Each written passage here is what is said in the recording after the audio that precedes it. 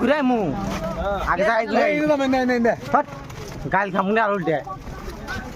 উল্টে গাল খাম নাকি এনে বলে 10 টাকার নাই টিকিট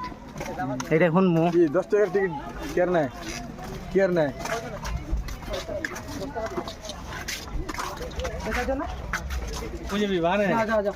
কয়জন আছোস কত করে কয়জন আছোস 8 জন 10 টাকা করে 8 জন একজন রে মেইনটেনেন্সের জন্য 8 জন 80 টাকা 10 টাকা করে চলো চলো চলো চলো চলো চলো